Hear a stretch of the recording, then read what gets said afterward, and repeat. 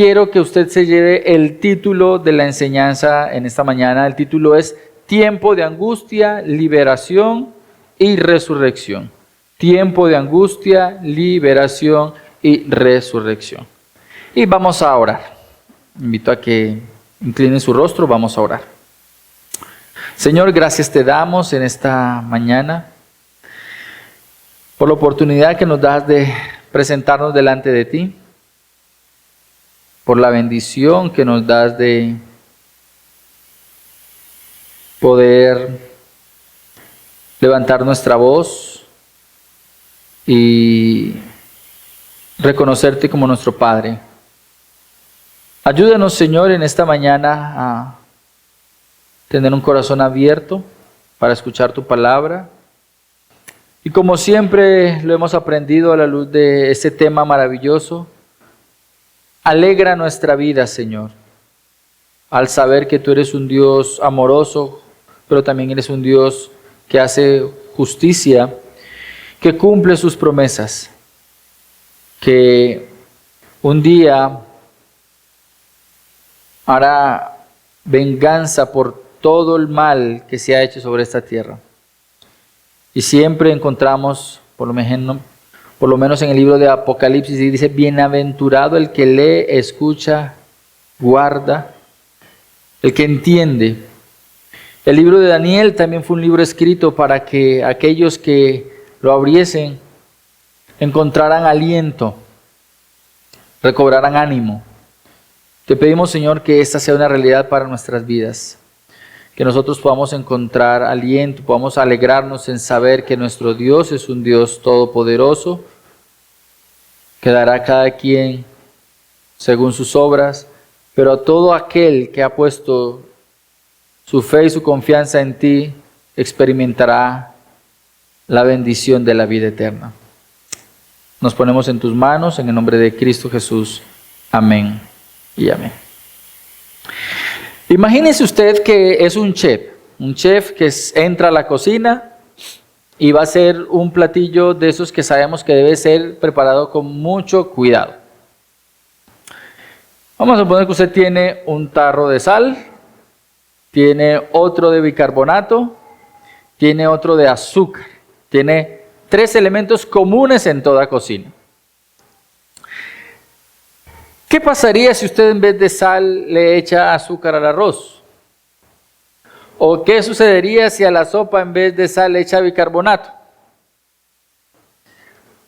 Obviamente usted debe prestarle mucha atención a cómo identificar esos elementos que tiene en su cocina para que el resultado no sea un desastre.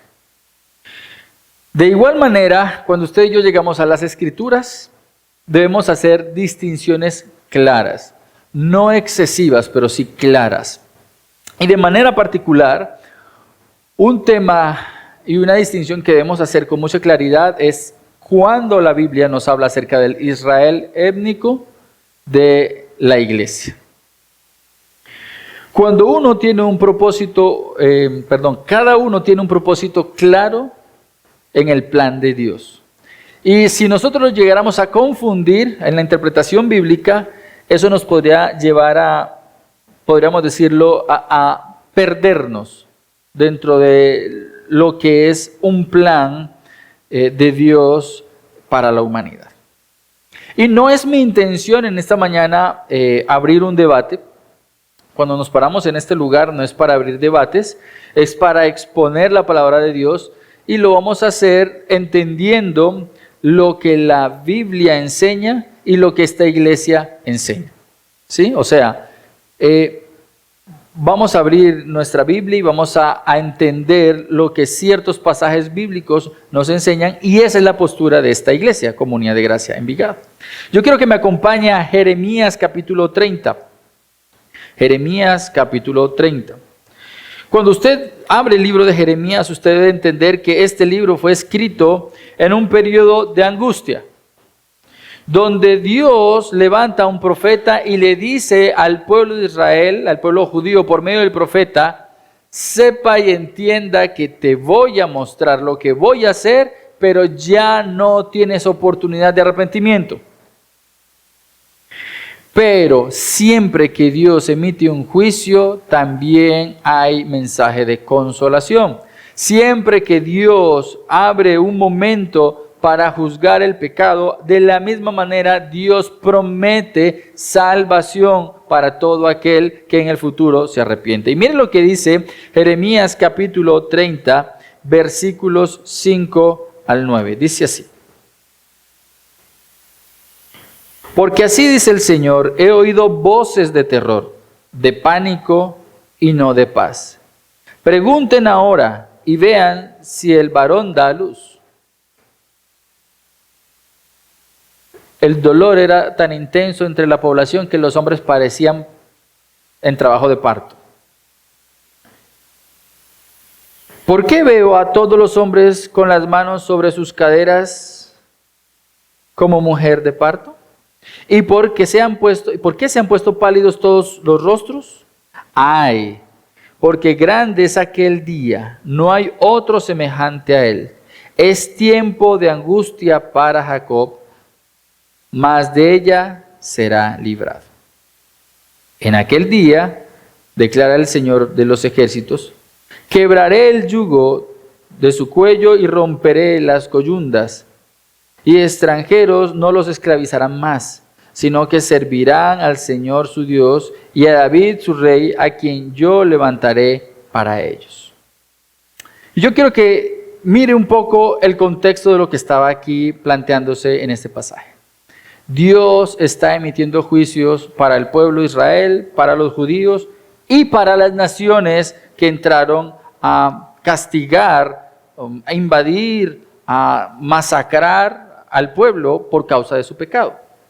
Pero si usted le presta un poco de atención al pasaje específicamente del versículo 5 al versículo 9, hay unos elementos que yo quiero que tenga en cuenta. Uno, es una profecía dada para Jacob.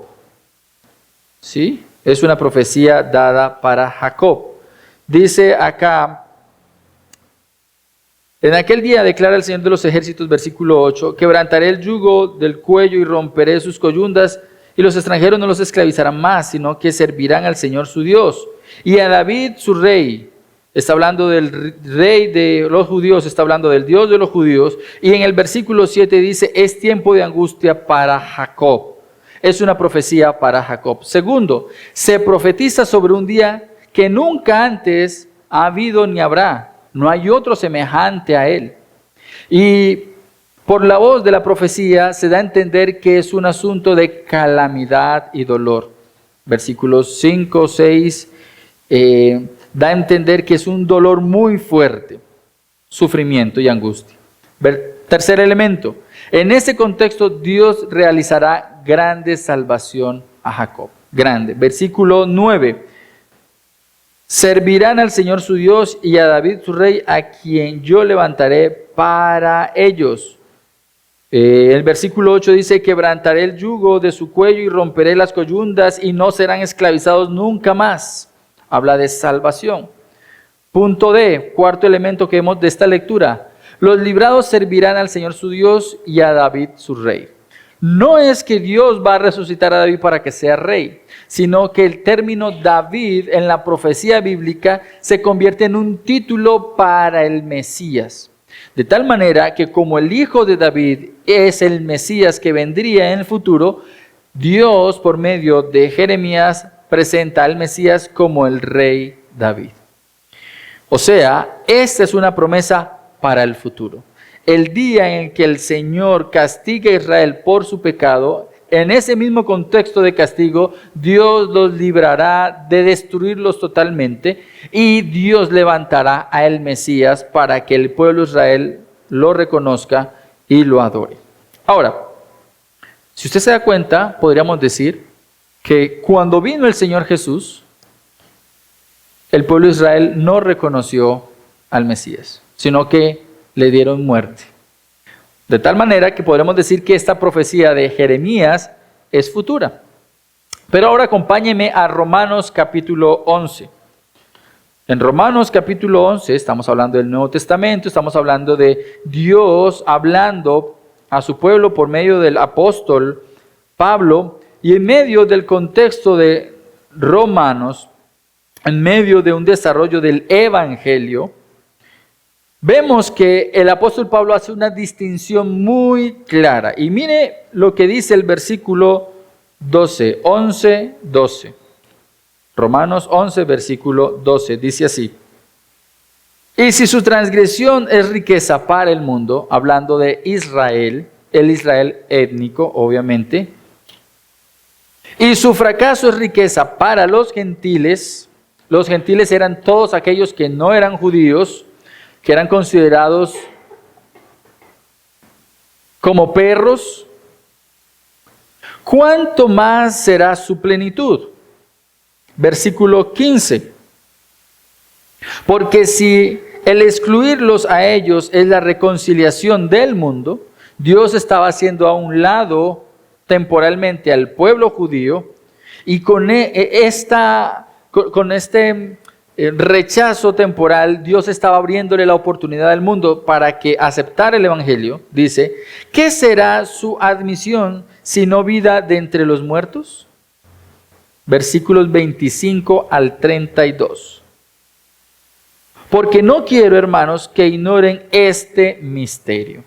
Y ojo, porque aquí Pablo está planteando algo que no era claro y que ahora, dice él, como es un misterio, va a ser evidente, para que no sean sabios en su propia opinión, que a Israel le ha acontecido un endurecimiento parcial. Y préstele mucha atención a la manera como Pablo utiliza el tiempo verbal, porque ha acontecido un endurecimiento parcial.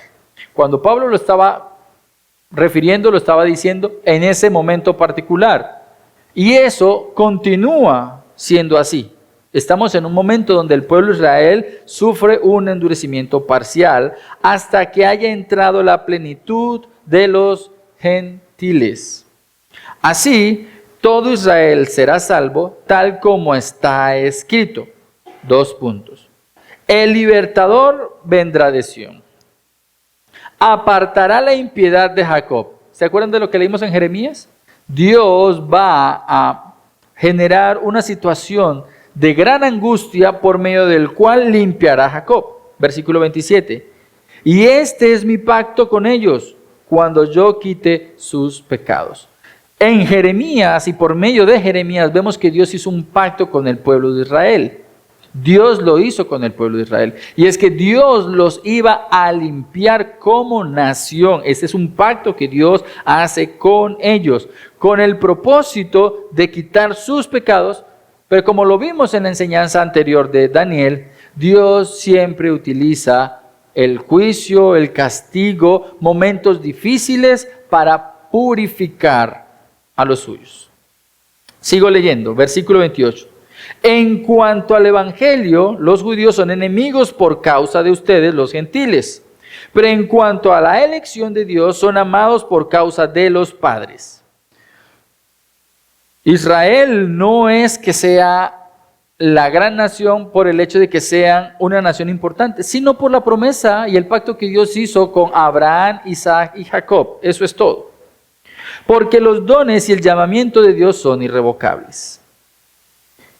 Pues así como ustedes en otro tiempo fueron desobedientes a Dios, pero ahora se les ha mostrado misericordia por razón de la desobediencia de ellos, así también ahora estos han sido desobedientes para que por la misericordia mostrada a ustedes, también a ellos ahora se les será mostrada misericordia.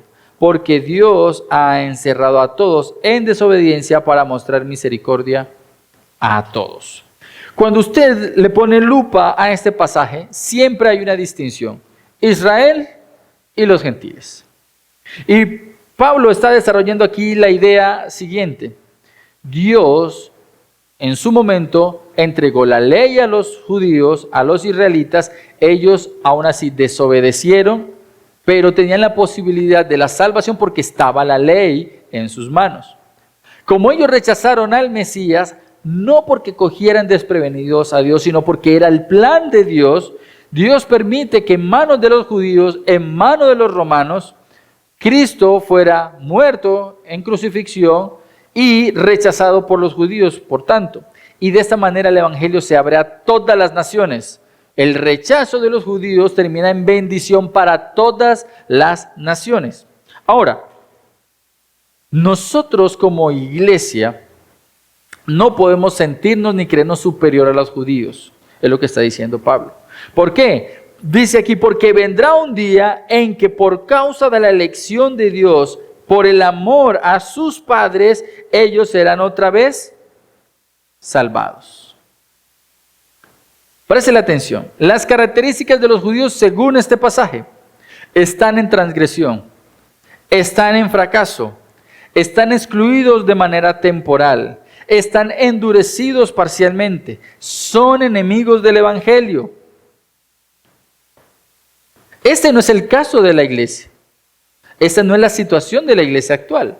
Por eso nosotros no estamos de acuerdo en creer, en interpretar que cuando la Biblia en el Nuevo Testamento habla de Israel, está hablando de la iglesia.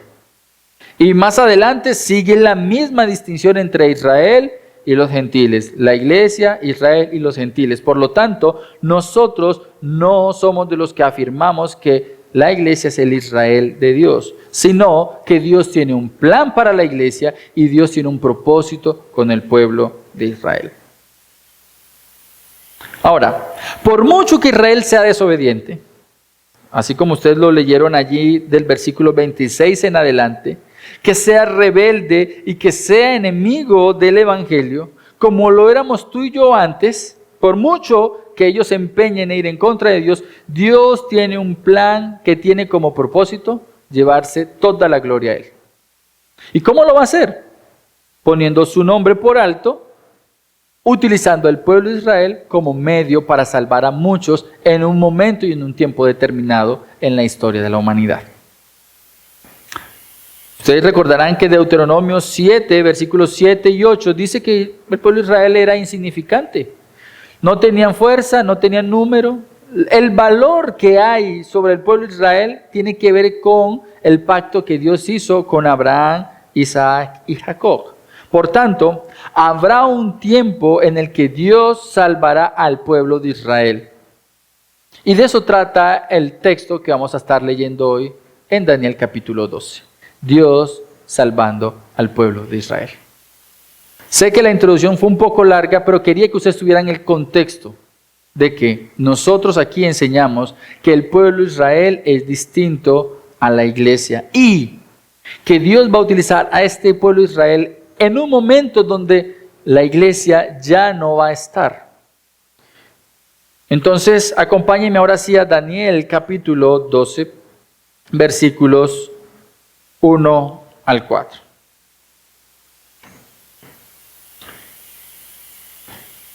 Y dice la porción de las Escrituras: en aquel tiempo se levantará Miguel, el gran príncipe, que vela sobre los hijos de tu pueblo. Será un tiempo de angustia cual nunca hubo desde la existencia de las naciones hasta entonces. Y en ese tiempo tu pueblo será librado, todos los que se encuentren inscritos en el libro. Y muchos de los que duermen en el polvo de la tierra despertarán, unos para vida eterna y otros para la ignominia, para el desprecio eterno.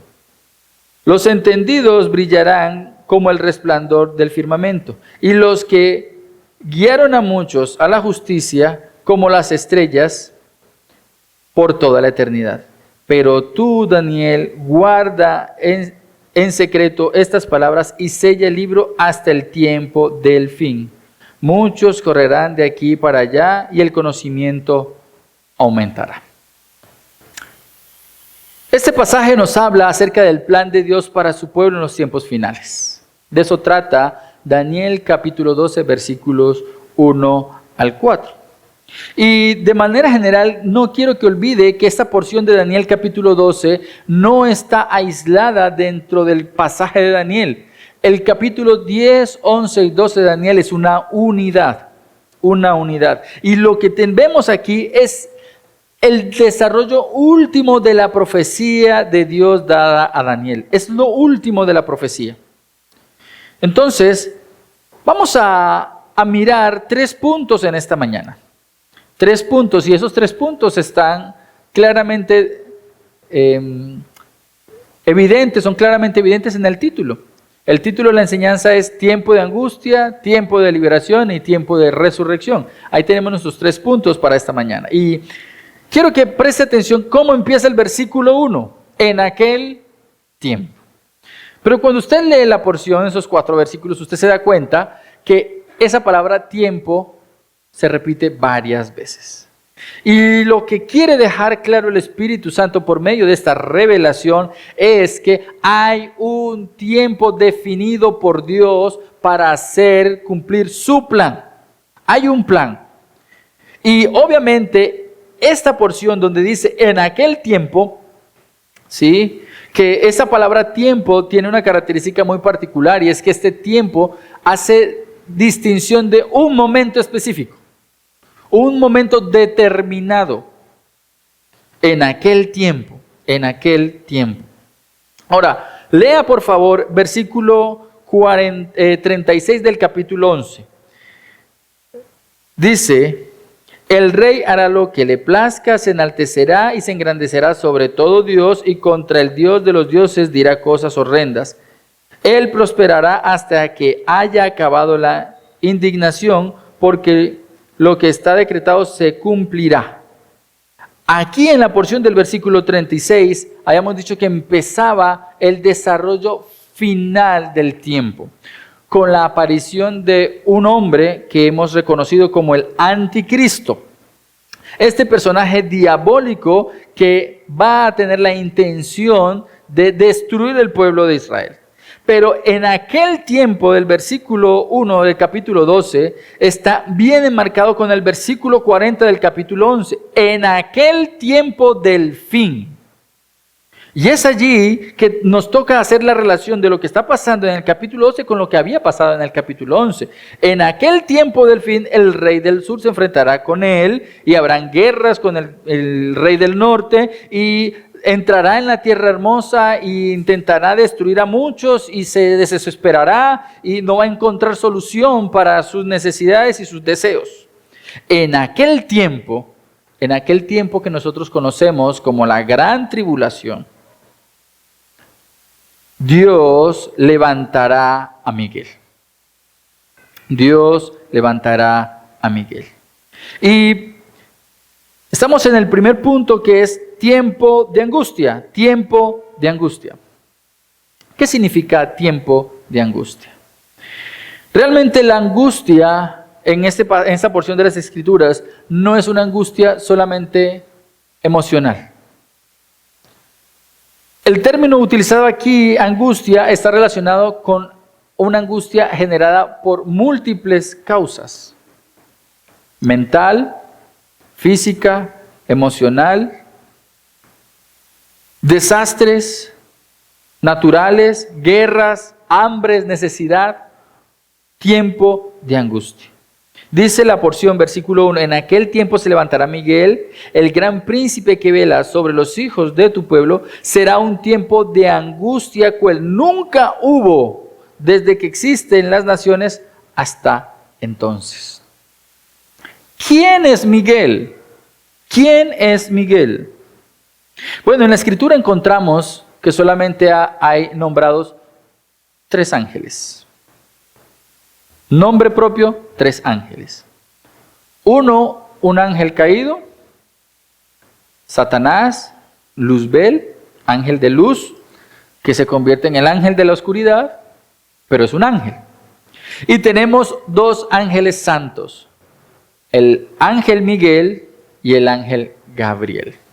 Cuando ustedes se encuentran en la Biblia que Dios tiene encomendado una tarea para el ángel Miguel siempre es un servidor de Dios que tiene el propósito de luchar, batallar y defender a Israel.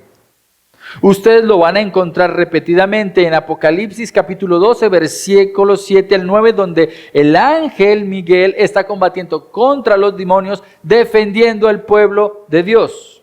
Ustedes lo van a encontrar en Judas capítulo 1, versículo 9, cuando dice la porción que el ángel Miguel luchaba contra Satanás para guardar el cuerpo de Moisés. Siempre el ángel Miguel está en una tarea de cuidado, guerra y defensa del pueblo de Israel. ¿Sí? Ahora, no se trata de volcar nuestra mirada completamente en el ángel. El ángel, de la misma manera como tú y yo, si somos fieles a Dios, es un servidor.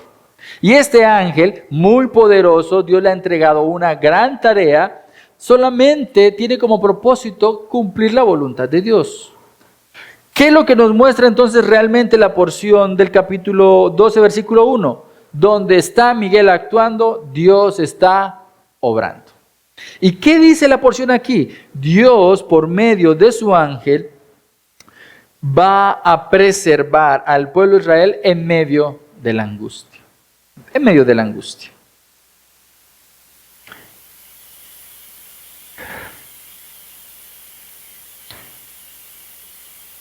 Ahora, me llama la atención y le presté mucha atención a esta porción cuando dice, Dios va a levantar a Miguel en un momento determinado para defender al pueblo, porque será un tiempo de angustia. Angustia, como ya lo vimos, es calamidad, aflicción, tribulación.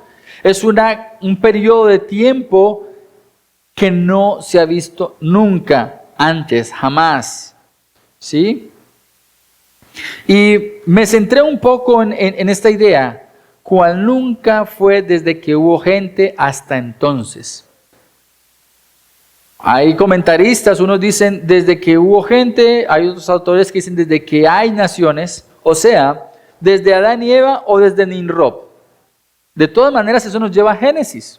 Desde que empezó la historia de la humanidad, según este pasaje bíblico, hasta, dice, hasta el momento del desarrollo del tiempo del fin.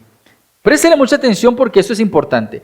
El texto no dice hasta el tiempo de Daniel, sino hasta el momento en que se lleve el cumplimiento de esta profecía. O sea, en toda la historia de la humanidad nunca ha habido un tiempo de angustia como va a pasar en ese momento.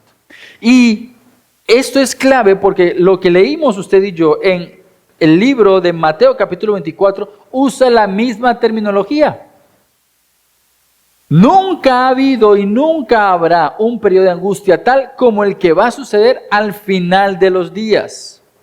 Y siempre que aparece esa frase en la Biblia, hace marcado énfasis en la manera, el carácter singular de este periodo y la característica particular de la angustia, generalizada y de manera particular con el pueblo de Israel. Ahora, la angustia que le espera a la humanidad rebelde y desobediente no tiene punto de comparación. Y créanme que ni siquiera lo podemos imaginar. Yo me puse en una pequeña tarea y yo se los quiero compartir a ustedes. Tiempos de angustia. La peste negra entre el año 1347 y 1351 murieron aproximadamente entre 75 millones y 200 millones de personas. Una bacteria se propagó por el comercio y las rutas marítimas y mató a muchas personas. Fue un periodo de mucha angustia. Algo más cercano, la Segunda Guerra Mundial, más de 70 millones de personas. Causa: conflicto, genocidios, bombardeos y armas nucleares. Hubo un terremoto en China en 1556. Murieron 830,000 personas porque el terremoto fue de una magnitud de 8.0 en un terreno inestable de cuevas donde se estaba trabajando la minería. La gran hambruna china entre 1959 y 1961, entre 15 millones y 45 millones de personas murieron por una política fallida. No supieron cómo resolver los problemas posguerra y el desastre fue grande. Ahora, ustedes recordarán que una de las situaciones que se dieron en la Segunda Guerra Mundial fue la detonación de 2 bombas atómicas. más de 200,000 personas, 2 bombas. Todo esto nos dice la cantidad de muertes que hubo. Podríamos intentar imaginar un poco la angustia que se generó entre las personas. Pero yo creo que eso no alcanza a ampliarnos el panorama de lo que realmente está ilustrándonos la Biblia cuando dice que será un tiempo de gran angustia. Para que usted más o menos tenga una amplitud del problema en el que usted y yo estamos metidos hoy por hoy. 2 bombas atómicas mataron alrededor de 70,000 personas. 2 bombas atómicas. Ahora, esas eran bombas atómicas hace 55 años, 75 años. Hoy por hoy ya no se hablan de bombas atómicas. Hoy se hablan de bombas nucleares. Y resulta que una sola bomba nuclear de hoy tiene aproximadamente 3,300 veces más potencia que la bomba atómica del pasado. Por esa razón es que hoy por hoy la guerra entre Estados Unidos y Rusia, entre Rusia, China y Estados Unidos no se lleva a cabo. Porque usted no se daría cuenta de que sucedió una guerra en Estados Unidos nuclear con China y de un momento a otro ya todo está destruido. El tiempo de respuesta y el alcance de la destrucción es impresionante. Pero no estoy hablando de ciencia, no estoy hablando de guerra, estoy hablando de la Escritura. La Escritura me enseña que vendrá un tiempo de angustia cual nunca antes se ha experimentado. Cada vez hay mayor control social, cada vez hay más avance en la tecnología para la destrucción. Todo lo que está haciendo el ser humano es allanando terreno para que la profecía de Daniel se cumpla. Así de sencillo. El hombre de perdición, el hombre que vendrá a querer destruir el pueblo de Israel, estará fascinado porque creerá que tiene herramientas para destruir el pueblo de Israel, pero no va a poder. Aún así, todos están trabajando para que la palabra de Dios se cumpla. Ahora, Dios ha dicho, en ese momento particular de la historia, Dios levantará a Miguel para cuidar al pueblo de Israel. ¿Por qué? Porque será un tiempo de angustia cual nunca hubo desde que existen las naciones hasta entonces.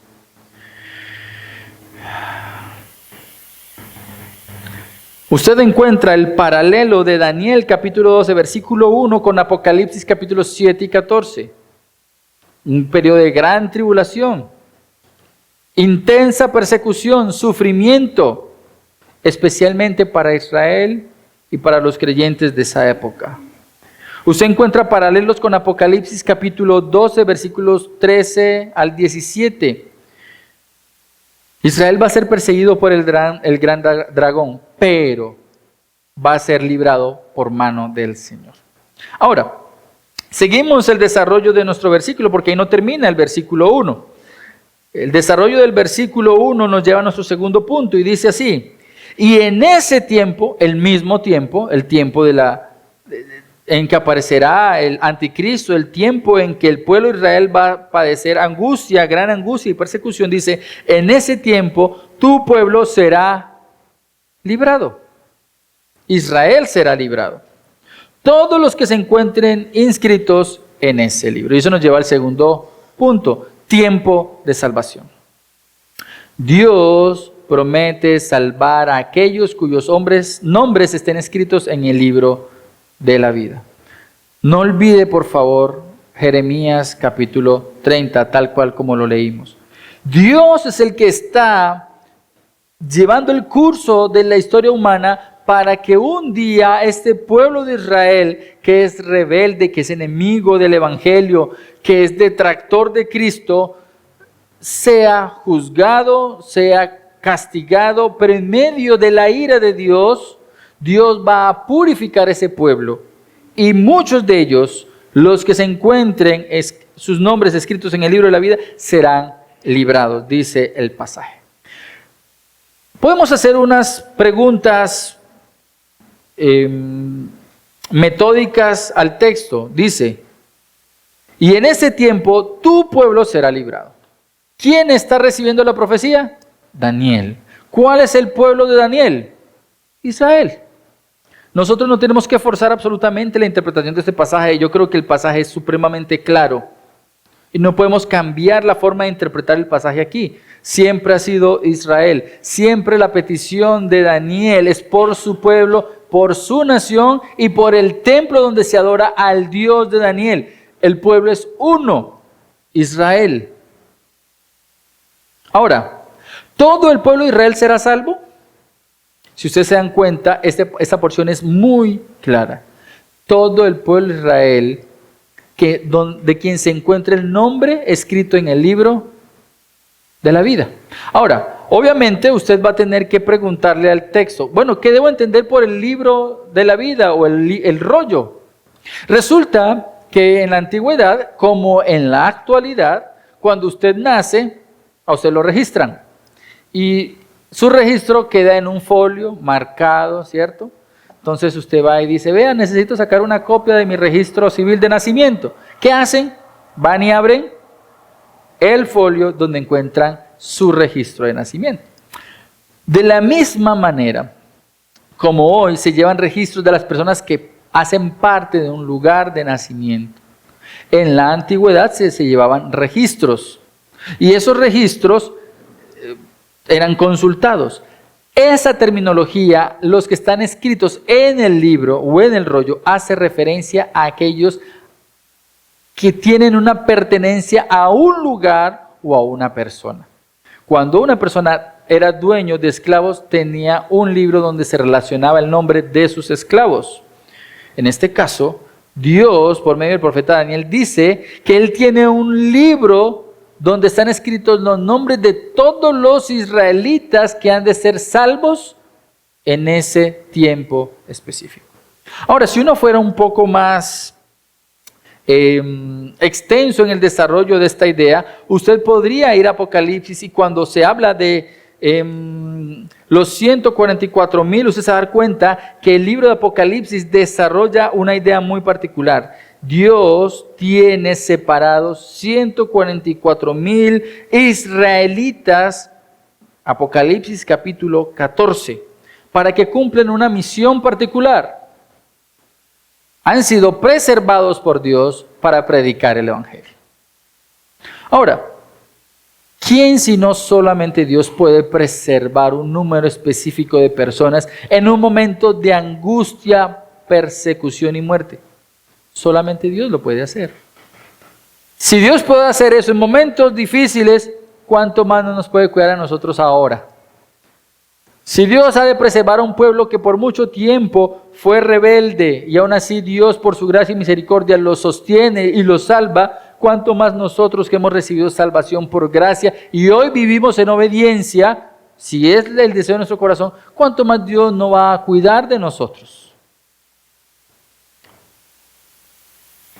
La Biblia tiene un término muy particular para este grupo de personas a quienes Dios va a preservar en momentos de la angustia. En Zacarías capítulo 13, versículos 8 y 9 y en Mateo 24, 22 siempre se hace relación a esta idea de el remanente, el grupo pequeño, ¿sí?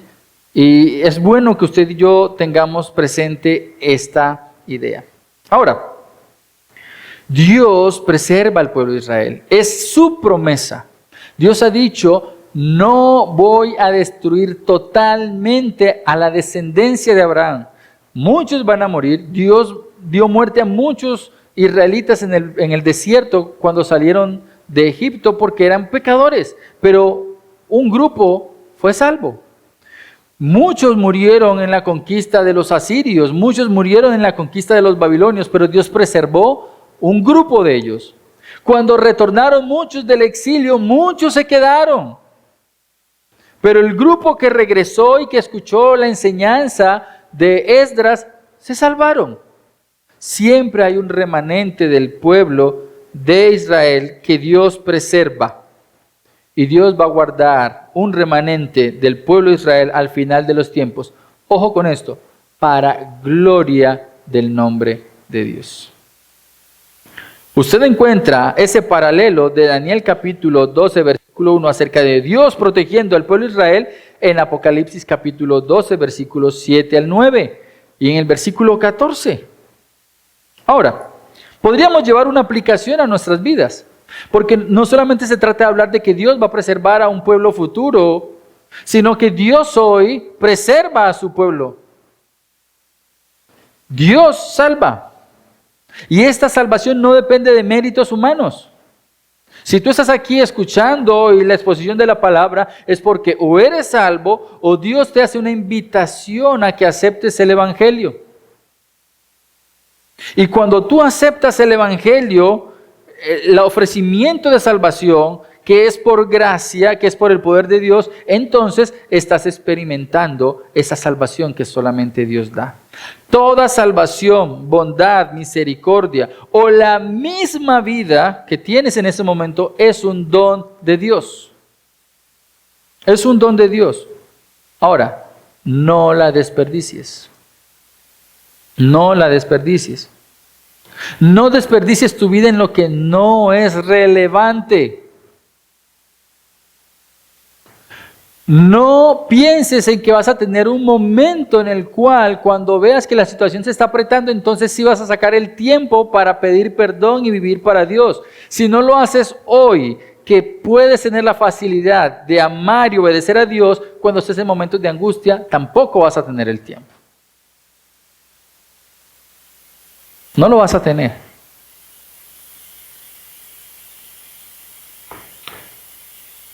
No sabemos si nuestra cuota de paciencia se agote.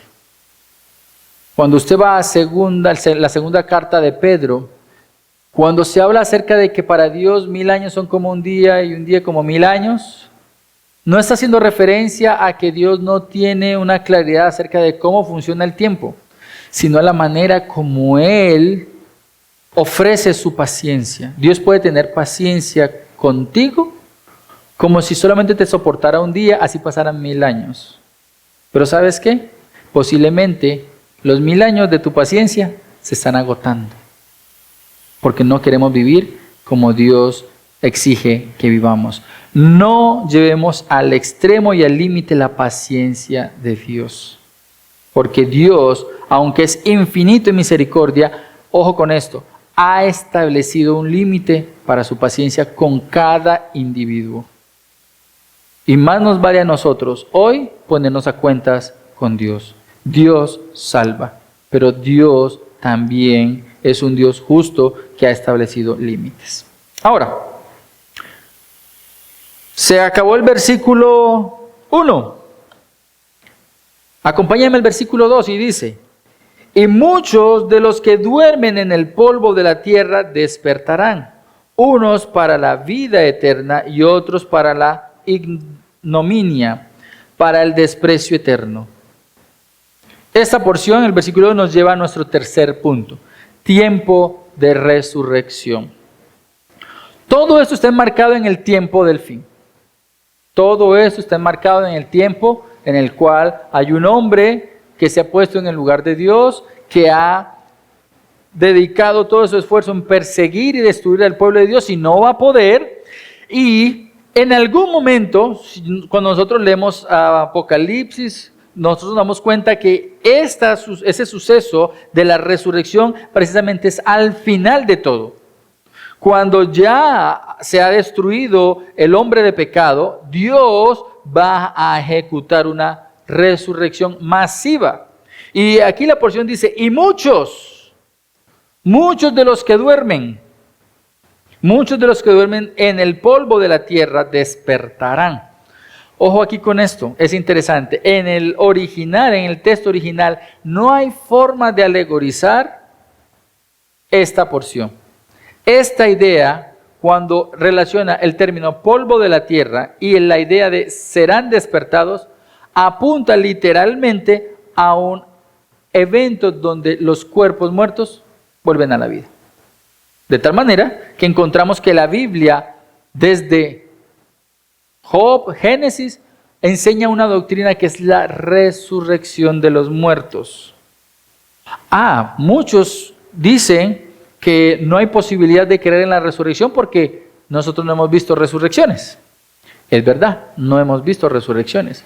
Precisamente por eso es que usted debe creer en el evento que la Biblia enseña de que para el tiempo final va a haber resurrección. Porque aquí no dice que es que la gente resucita porque sí, sino porque alguien con poder emite una orden de resurrección. Alguien con poder emite una orden de resurrección. Ahora, mire muy bien que si usted me acompañara a Job capítulo 19 versículos 25 al 27 y recuerda que Job es una historia que tiene un desarrollo paralelo a Génesis capítulo 12. Job es contemporáneo de Abraham. Desde el inicio de la historia humana, la idea de la resurrección es una realidad. Génesis capítulo 22, 5 nos habla acerca de la resurrección. Versículos 5 al 22. ¿Por qué? En esa historia de Génesis capítulo 22 nos cuenta que Abraham iba con su hijo ¿a qué? A sacrificarlo. Y préstele mucha atención. Abraham iba decidido a obedecer la palabra de Dios. Iba decidido a obedecer. Él iba a sacrificar a su hijo.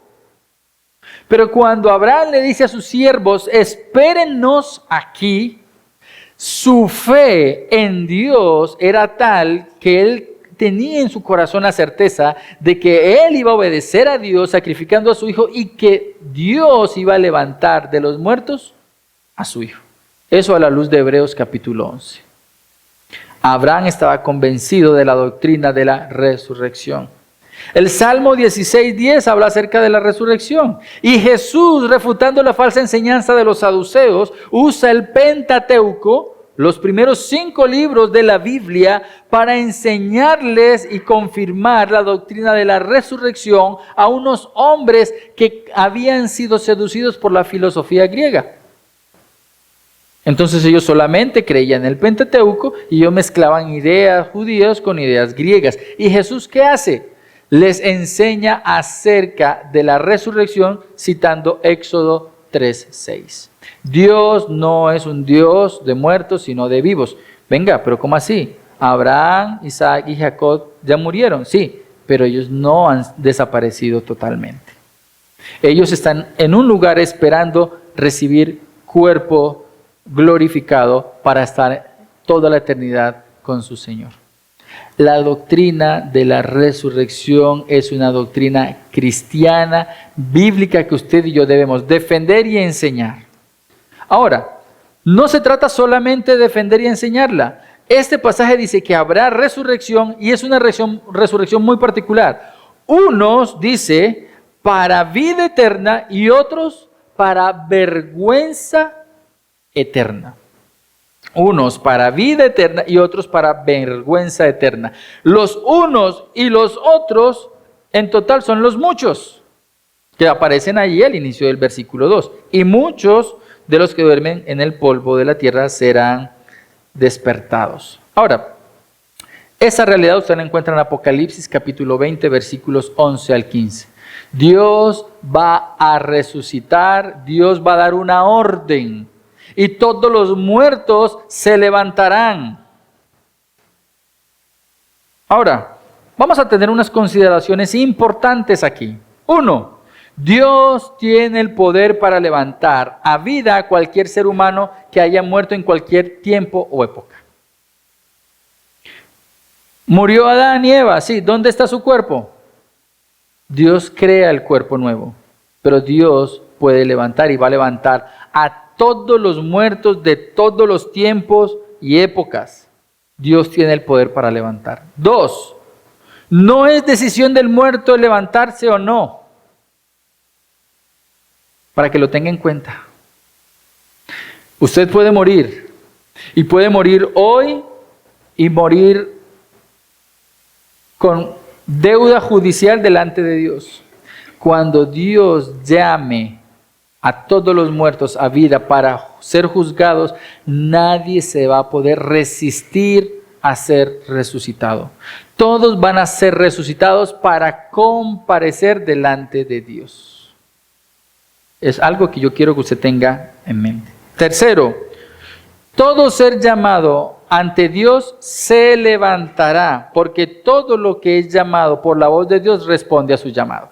El momento en que Dios diga, Sofía, te vas a levantar delante de mí, puede estar escondida donde ella esté escondida, Dios la va a traer y vamos a tener que rendir cuentas.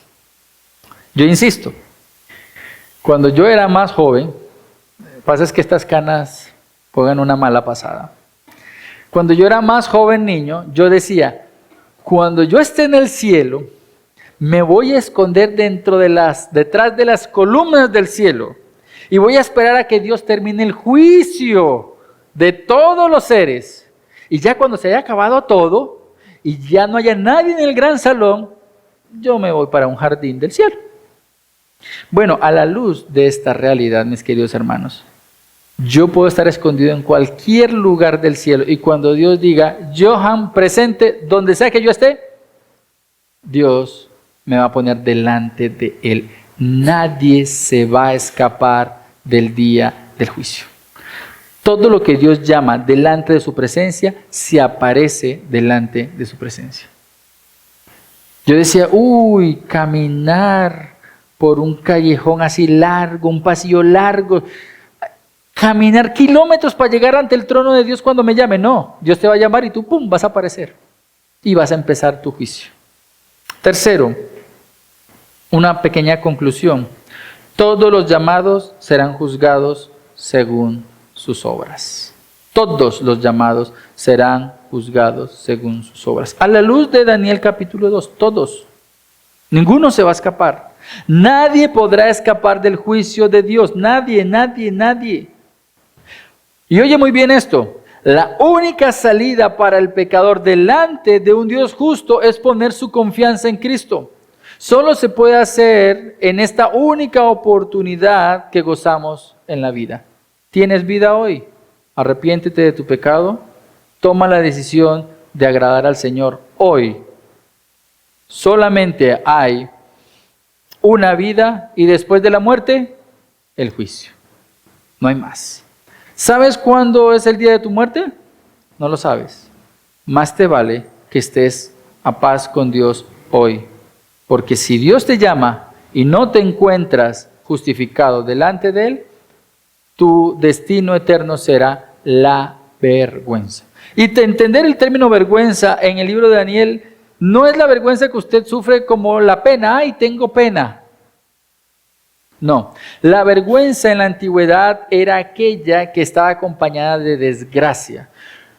Job, cuando había recibido la noticia de que había perdido todo, sus hijos, su ganado, todas las cosas, él cayó en vergüenza y desgracia. El término aquí, vergüenza o ignominia, en ese pasaje es, tú quedaste en la bancarrota.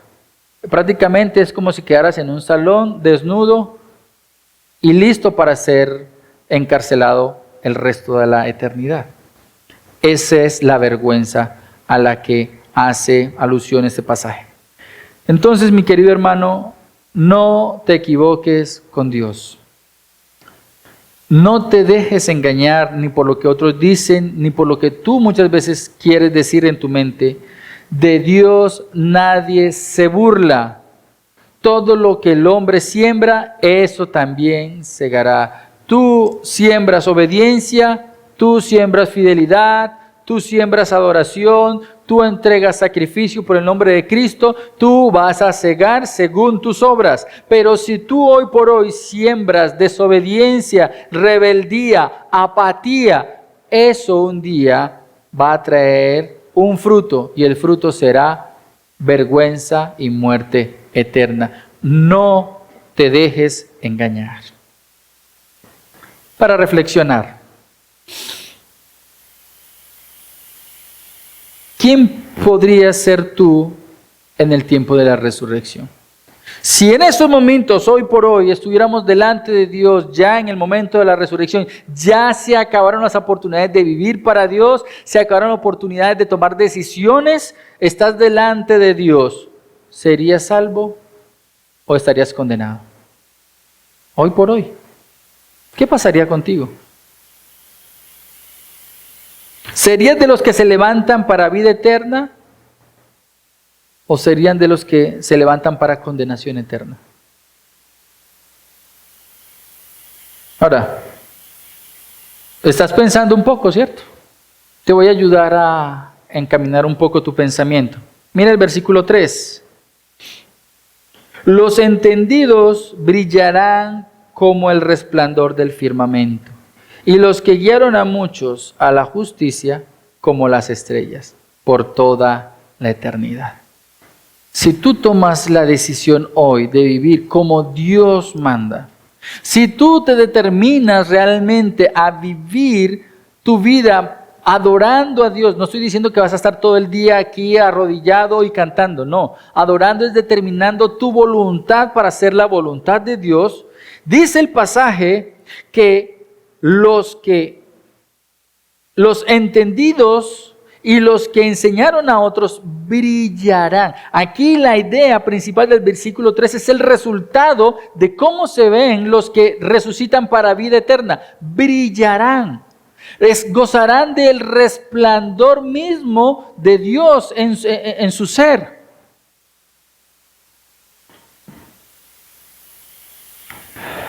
No hay posibilidad alguna de que un salvo se esconda o se pierda dentro de los salvos eternos. Van a brillar como el sol, van a resplandecer como el cielo, dice aquí la porción de la Escritura. Y si te das cuenta, de un momento a otro, no se vuelve a hablar en esta porción de los que quedan en vergüenza eterna, de los que mueren eternamente, pasarán al olvido.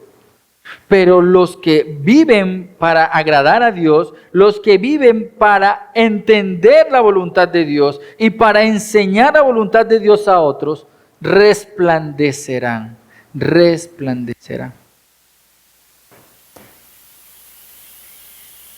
Esa es una invitación continua a la fidelidad. Recuerda que hemos dicho, todo el libro de Daniel, si hay algo que nos enseña a nosotros como iglesia es a ser fieles.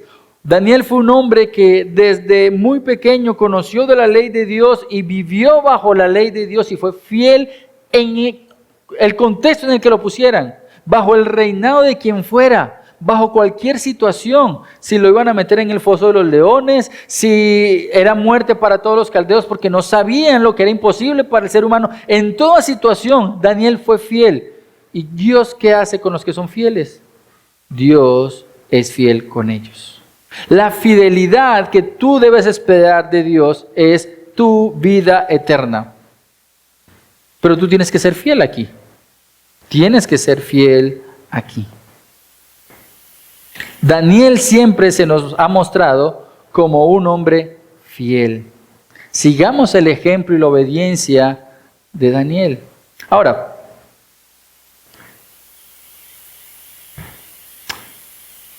quiero compartir contigo una pequeña ilustración. Un niño juega en un parque y se aleja un poco de sus padres. Se siente intrépido, se monta, se sube, baja, se esconde, sale. Sin embargo, al darse cuenta de que no puede verlos porque se alejó, una sensación de miedo lo invade. A menudo, así nos sentimos cuando nos alejamos de Dios. Su fidelidad es la luz que nos espera siempre para guiarnos de vuelta. Tú trabaja por ser fiel, pero en ocasiones parece ser que perdemos de foco el propósito por el cual hemos sido llamados. Dios, en su fidelidad, va a resplandecer otra vez sobre ti y te va a guiar de vuelta hacia Él. Ser fiel a Dios significa estar cerca de Él, reconociendo que aunque a veces nos sintamos seguros en nuestra independencia, necesitamos su presencia en nuestras vidas. Obviamente usted dirá, bueno, pero era hasta el versículo 4, Johan. Sí, pero tú, Daniel, un hombre fiel, guarda en secreto estas palabras y sella el libro hasta el tiempo del fin. Daniel escribió la profecía. Daniel fue fiel y escribió capítulo 1, 2, 3, hasta el capítulo 12, hasta la última palabra cerró la profecía y la guardó. Y dice la porción del versículo 4 al final, muchos correrán de aquí para allá en tiempos de angustia, buscando respuestas a lo que está pasando, preguntando por qué está pasando lo que está sucediendo. Y dice aquí en la porción, y el conocimiento aumentará. Este conocimiento de que habla Daniel 4 no es aumento de ciencia, no es tecnología. Está hablando específicamente de lo que va a suceder en tiempos de angustia. La gente estará confundida y necesitará respuestas. Y las respuestas las van a encontrar cuando abran el libro de Daniel. Y dice, y entonces su conocimiento sobre lo que está pasando aumentará. Tú tienes hoy la oportunidad de abrir el libro de Daniel y ver lo que Dios ha proyectado para el futuro de la humanidad. Pero nosotros tenemos la bendición de que este conocimiento es para fortalecer nuestras vidas en el carácter de Dios. Y podemos alabar a Dios por lo que Él ha hecho hoy en nuestras vidas. Muchas de esas personas, en el tiempo final, el libro de Daniel va a ser una bendición porque van a ser salvos, pero con gran sufrimiento, con gran sufrimiento. La invitación para la iglesia de hoy, para nosotros hoy, es muy clara. 1, conoce a tu Dios. Si realmente eres una persona que ha nacido de nuevo, el llamado que tienes es a no dejar de conocer a tu Dios. Lo puedes hacer por medio de las escrituras, de la comunión con Él, la oración. No dejes de conocer a Dios. 2, obedece a tu Salvador. Obedece a tu Salvador, obedece a tu Salvador, sé fiel, vive una vida que refleje la gratitud y la sumisión a su voluntad. No te creas sabio en tu propia opinión, inclina tu voluntad a la voluntad de Dios. Y 3, confía en sus promesas. La profecía que ha sido dada por Daniel, de principio a fin, son promesas. Dios ha establecido que va a hacer algo y lo va a cumplir. Lo profetizó en Isaías, lo profetizó en Jeremías, lo profetizó en Mateo capítulo 24 y su última revelación en el libro de Apocalipsis muestra lo mismo. Dios al final de los tiempos va a juzgar la incredulidad de la humanidad. Es una promesa negativa para todo aquel que no quiera obedecer. Para ti y para mí que tenemos la oportunidad hoy de ponernos a cuentas con Dios, tenemos la bendición de redirigir nuestro camino, allanar nuestra senda y vivir para Él. Quiero invitarte a que meditemos un poco en lo que hemos expuesto en esta mañana.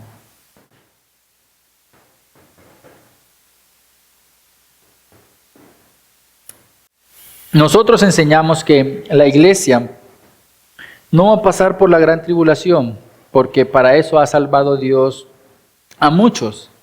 Los ha salvado para que no vivan la ira del día de la ira.